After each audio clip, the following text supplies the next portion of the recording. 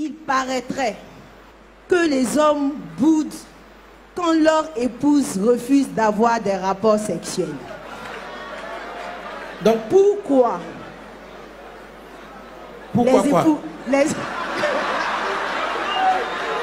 Pourquoi les maris boudent? Pourquoi boudent-ils? Pourquoi? Vas-y. Ok, ma soeur, gloire à Dieu. Moi, je pose toute la question aux jeunes, aux dames qui veulent se marier, etc. Je leur pose la question. Toutes les dames que tu trouves dans l'église veulent se marier. Je veux me marier, je veux me marier, je veux me marier. Donc, je leur pose une question. Tu cherches un tuteur ou bien tu cherches un mari?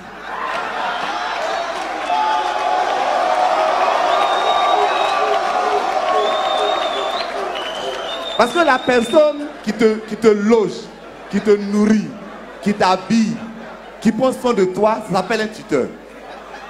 Mais c'est pas ça qu'on appelle un tuteur. C'est ça? Ça, c'est le tuteur. Ça, c'est le tuteur. C'est ça.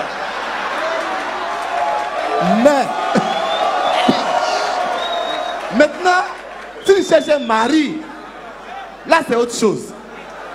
C'est pour faire un travail spécifique que le tuteur ne peut pas faire. Donc, soit tu veux te marier, soit tu cherches tuteur. Si tu cherches tuteur, viens me voir, on peut t'aider. Mais si tu cherches mari, mets-toi dans la tête.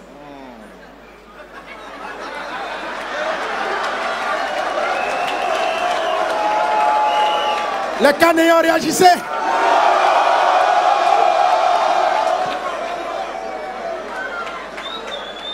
Mets-toi dans la tête. Comment dire ça? Conditionne-toi. Mets-toi dans l'esprit que je suis venu à mon mari. Et c'est pour une raison qui fait la différence entre le tuteur et le mari. C'est tout ce que je voulais dire. Mais, d'accord, pasteur. Mais est-ce qu'il a besoin de goûter? Voilà. Est-ce que tu as peur de refuser? Non, mais on a dit.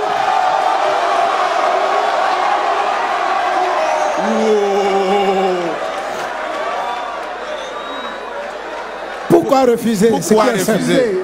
Surtout que la solution n'est pas dehors. Elle se trouve sur toi-même. Elle a la solution. La solution est là. Elle n'est pas cachée. Sinon, en tant que femme chrétienne, la Bible nous a dit de ne pas refuser nos maris.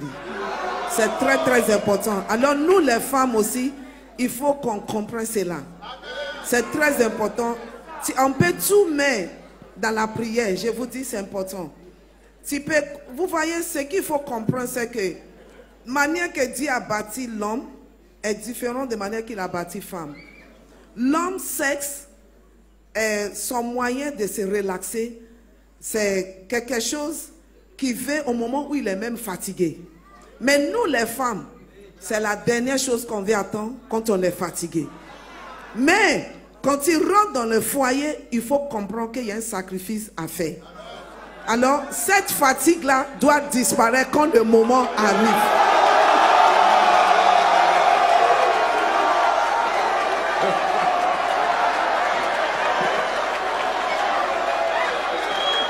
Allez faire l'offrande, l'offrande, l'offrande, l'offrande. Il faut faire l'offrande.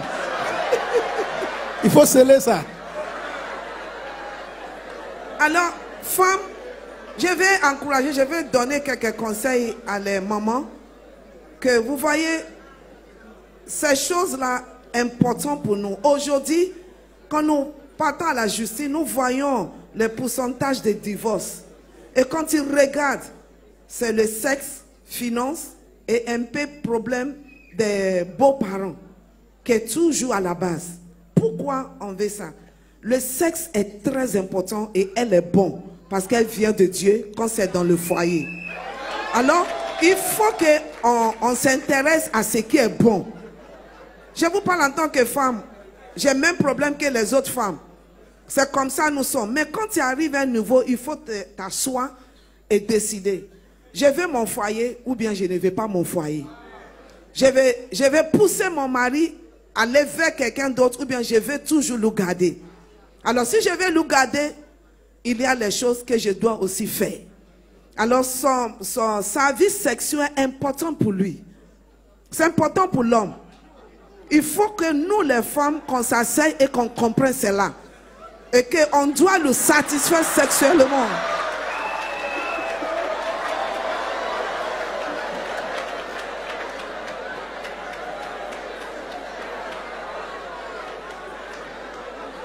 Amen. Amen. Alors je vais encourager tous les moments.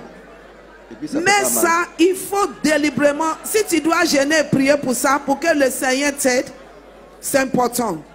Mais deuxième chose que je veux dire à les hommes, c'est que le sexe n'est pas seulement au moment de lit. Le sexe se prépare toute la journée. Amen. Ta femme en train de préparer dans la cuisine, tu peux au moins la toucher un peu.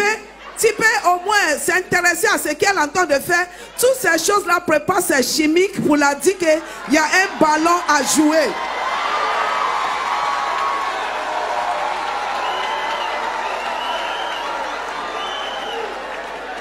Mais tu ne la prépares pas. Et tu viens la nuit, tu penses que tu peux sauter comme ça. C'est pas comme ça. Alors il faut que nos hommes africains apprend à mener les femmes à s'intéresser à les rapports sexuels. Ce n'est pas quelque chose maudit, ce n'est pas quelque chose méchant. C'est très bon dans le foyer. Alors il faut amener ta femme à s'intéresser dedans. Enseigne-la. Mais toi tu descends, tu montes. Tu montes, tu descends et puis tu me laisses là-bas.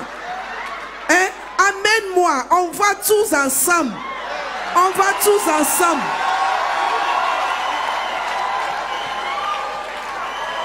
C'est ce qui fait que beaucoup de femmes, ils ne sont pas satisfaits. Parce que l'homme est déjà parti. Mais nous, on est comme locomotive, on va tchoukou, tchoukou, tchoukou, un peu. Alors il faut apprendre à mener ta femme. C'est pour cela que ça se prépare dans la journée. Ce n'est pas seulement la nuit. Alléluia.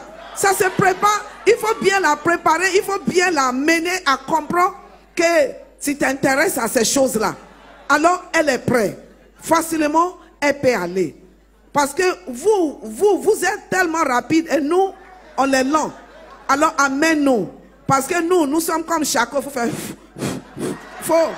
pour qu'elle prenne le feu. Alors à partir du moment où l'homme a cette compréhension et qu'il a le temps pour sa femme, je te dis que la femme ne va pas te refuser. Alors pour dire que pourquoi elle me refuse, c'est parce que tu n'as pas aidé aussi. Alors les hommes aident aussi les femmes. Il faut nous faire comprendre que tu vas l'attendre. Il ne faut pas aller plus. Il faut l'attendre, il faut l'amener avec toi. Et tu vas voir que la femme là, elle ne va plus te repousser. Elle ne va pas tourner le dos. Elle sera toujours intéressante. Et le foyer va toujours bénir le nom de l'Éternel. Que Dieu vous bénisse. Amen. Ok. Je veux dire merci à notre maman. Tout à l'heure, j'ai dit que tout homme veut être roi et que toute femme veut une princesse. Donc je pense à la princesse Esther. C'est ça, non? La reine Esther. D'accord. Que Dieu vous bénisse. Ce qui est sûr, elle est une reine en une nuit.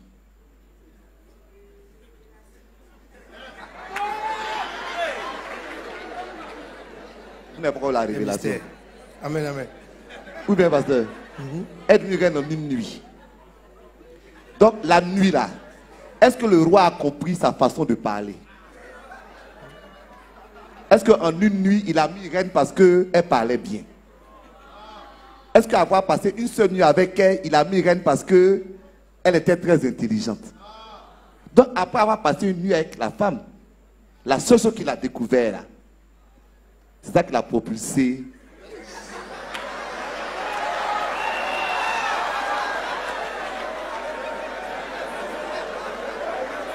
Ça fait reprendre nos pasteur.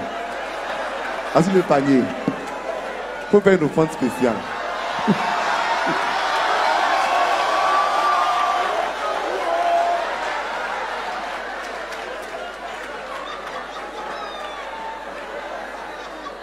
Et pour cette seule nuit, elle s'est préparée De sorte que, une fois que le roi était avec elle, la Bible dit qu'il a décidé de ne plus faire venir aucune autre femme. Il dit demain là, ramenez la fille là encore. Mais est-ce que vous savez que pendant 12 mois, on l'a préparé pour ça? Je suis d'accord. Non, Donc l'homme prépare aussi la femme. Une femme serviante de Dieu, je suis totalement d'accord avec vous. Oui. C'est-à-dire, ce que vous avez dit là, c'est tellement vrai. Je suis tellement d'accord. Mais je veux simplement encourager nos sœurs à avoir une autre conception de la sexualité. Avoir une conception comme quelque chose qui ouvre les portes. Avoir une conception comme quelque chose qui ouvre le cœur. Avoir une conception quelque chose qui ouvre l'esprit. Et qui te positionne. Non pas comme quelque chose, comme quelque chose du monde.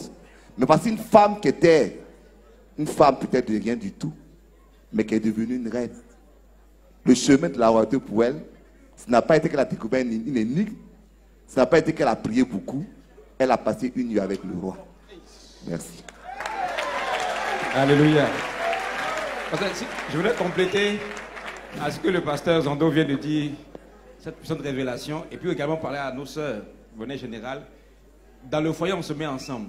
Donc, il est vrai, comme maman Sarah l'a dit, que la femme est un peu comme une locomotive. Nous, on dit souvent que la femme est un peu comme une sauce arachide. Voilà. Et sauce arachide, là, sauce arachide, sauce graine. Voilà. C'est-à-dire, on achète d'abord la graine au marché, on va piler. On ne mange pas un coup, en fait. Voilà. Et puis, on ne prend pas ça, non pas ça sur le gaz, mais sur le charbon. Voilà. Sauf quand tu travailles à Petrosi. Voilà. Et l'homme est un peu comme sauce aubergine, sauce gombo. Quand on met la sauce gombo au feu, on tourne le visage, on revient, c'est déjà cuit. C'est vrai. Et la femme a besoin d'un environnement. Maintenant, dans le couple, on doit être bilingue. C'est-à-dire l'homme doit apprendre à parler le langage de la femme. La femme doit également apprendre à parler le langage de l'homme. Donc, même dans le football, il y a plusieurs types de matchs. Il y a la Champions League où on se prépare. Voilà, où on se prépare. On fait des échauffements, on fait des recrutements. On va dans le mercato pour recruter des joueurs d'exception. Mais il y a aussi des matchs amicaux. C'est-à-dire on prend ceux qui sont là sur place, sans préparation. Voilà. Voilà. Donc, il ne faut pas que la femme fasse comme si tous les matchs sont des finales des Champions League. Voilà. Donc, de temps en temps, on peut faire un match amical. On a été surpris à un carrefour là, et puis quelque chose se passe. Voilà. Voilà. Donc, qu'elle soit prête. Voilà. Maintenant, la deuxième chose que je veux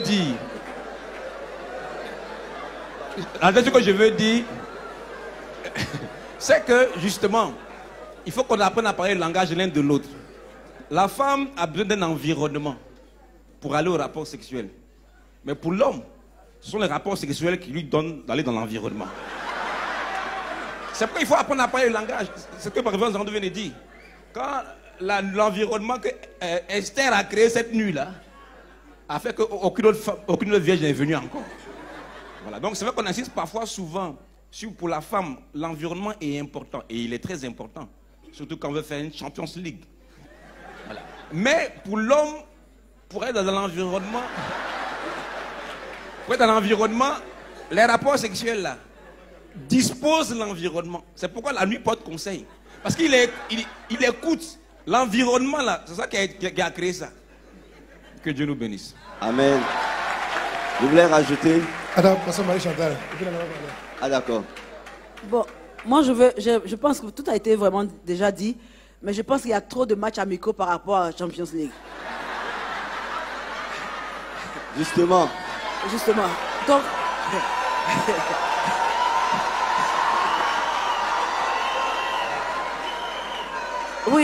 Oui, parce que je veux dire que c'est... On en rit, mais c'est un des problèmes vraiment dans les couples aussi, quelquefois, les couples chrétiens. Et quand, en général, la femme n'est pas satisfaite, le moment des rapports sexuels, c'est une appréhension pour elle. Parce que, bon, elle a l'impression que l'homme vient pour se satisfaire, et puis quand il est satisfait, c'est fini. Donc, je pense que Champions League, on doit vraiment le jouer beaucoup. Permettre de préparer la femme, parce que c'est sa nature. La femme est un peu plus lente. Elle est du diesel.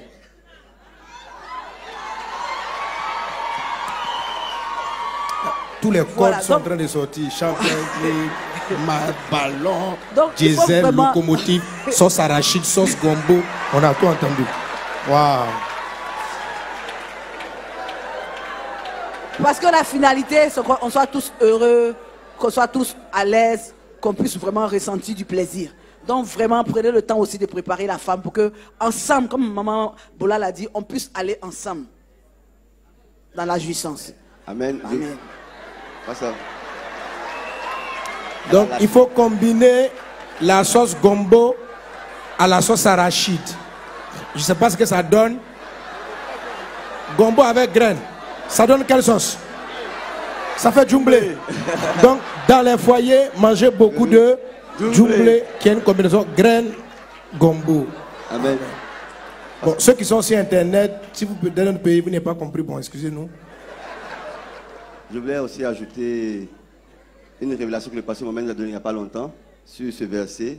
Ne vous privez point l'un de l'autre, si ce n'est d'un commun accord pour un temps, afin de vaquer à la prière et puis retourner ensemble. C'est la seule chose pour laquelle on peut arrêter la prière. Bon. Viens me lever. C'est la parole de Dieu. Mais c'est ça. Amen. D'un commun accord pour vaquer à la prière, puis retournons ensemble, de peur que Satan ne vous tente par incontinence. Alléluia. Donc on peut arrêter la prière pour vaquer et puis après on revient. Bref. Le pasteur m'a donné une révélation importante.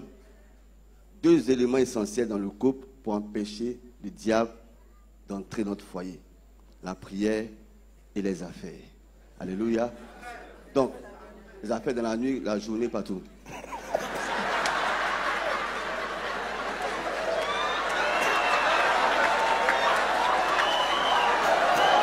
Alléluia.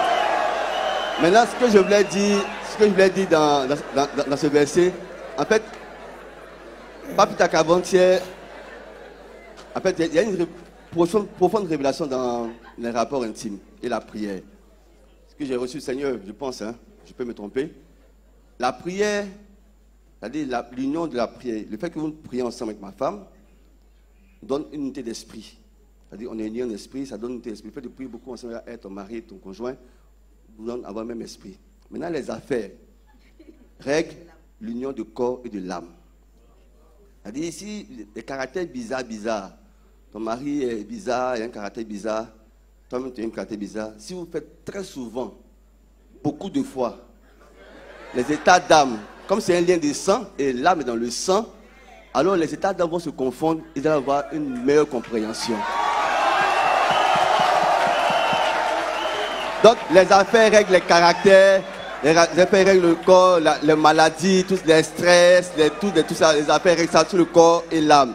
Et la prière règle l'esprit. C'est pourquoi, par contre, la prière, par contre, aux affaires. Amen, amen, amen. Merci, pasteur Gérard. Ici, il est question de se comprendre. Et ici, on est en train de vous donner une clé. Je crois qu'il faut la saisir au lieu de chercher à justifier un certain comportement. On dit voilà. Une femme ne peut pas être dans un foyer et se refuser à son mari. C'est le mari qui a la clé. Un petit sourire, un mot gentil, et puis c'est bon. C'est de ça qu'il s'agit. C'est-à-dire qu'il faut qu'on se comprenne. Ok. Mais en fait, c'est juste. Mais en même temps aussi, ce qu'on constate, c'est que certaines femmes prennent le sexe comme leur âme favorite. Si. C'est l'âme que je brandis contre toute différence, toute frustration. Genre, je t'attends. Non, je dis c'est une mauvaise attitude. Donc, en même temps qu'on encourage l'homme à faire un effort, en même temps aussi, il ne faudrait pas que les femmes aussi, en tout depuis, à cause d'un sourire de matin à 7h du matin, qu'on ne sait même pas pourquoi, je t'attends le soir à 21h, le gars ne sait même plus ce qui s'est passé à 7h. Donc, finalement, il vit dans la peur parce qu'il ne sait pas qu'est-ce qu'il a fait, qu'est-ce qu'il n'a pas fait. C'est juste cette rencontre-là qu'on veut. Parce que moi, je suis d'accord avec quelque chose. Et ça, je veux le dire. C'est un scandale qu'il y ait des chrétiens qui se préoccupent de leur plaisir sans se préoccuper du plaisir de leur conjointe. C'est un scandale parce que la Bible dit que l'homme quittera son père et sa mère s'attachera à sa femme et les deux deviendront une seule chair. Donc la promesse du mariage, il y a déjà les rapports sexuels. Quand elle dit les deux deviendront une seule chair. Et il n'y a pas deux façons d'une seule chair que par le contact physique. Donc c'est déjà dans la promesse du mariage. Mais cette unité-là, elle nécessite un attachement. C'est-à-dire elle nécessite une communication. S'il n'y a pas la communication, s'il n'y a pas l'attachement, il n'y a pas le fait de devenir une seule chair. Donc si un chrétien, né de nouveau, baptisé du Saint-Esprit, parlant en langue, prophétisant de temps en temps, hein, n'est pas préoccupé du plaisir de sa conjointe, il a un problème. Il a un problème. Et je pense qu'il faut que les hommes apprennent. Il faut qu'ils étudient. Il faut qu'ils se préoccupent. Il faut qu'ils se développent. Il faut que les femmes acceptent. Il faut qu'elles s'ouvrent. Qu'elles se libèrent. Je ne comprends pas qu'une femme qui dit elle est fatiguée tout de suite, mais une heure après, elle est dans la cuisine en train de préparer. Elle était fatiguée. Elle fait une heure au téléphone. Mais une heure après, elle a son rapport au téléphone, ça va. Elle était fatiguée. Si tu es fatigué, couche-toi et dors. Si tu peux te lever pour aller faire la cuisine et être au téléphone, c'est que la fatigue là.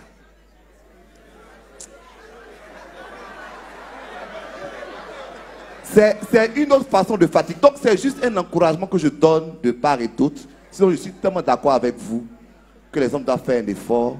Mais les femmes aussi, je demande à nos sœurs, comment on veut se comprendre là. On veut se comprendre. Que les femmes soient proactives, heureuses, engagées. Il y a deux mots, disposé et disponible. Le mot disponible, ça veut dire être prêt. Le mot disposé, c'est-à-dire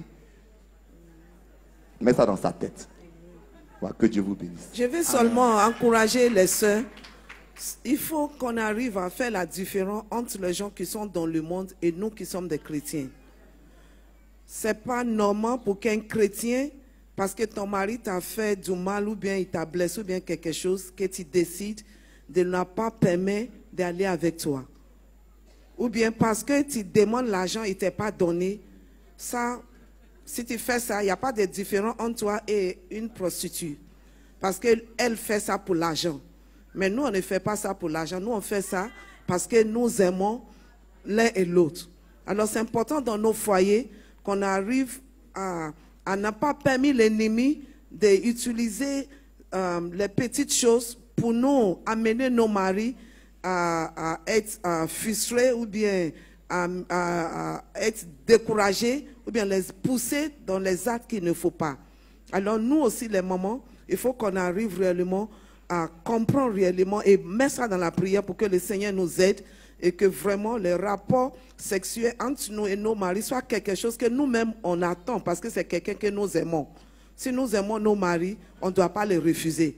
Quand tu refuses quelqu'un, tu entends de lui dire que je ne veux pas de toi. Alors ça peut crier des choses.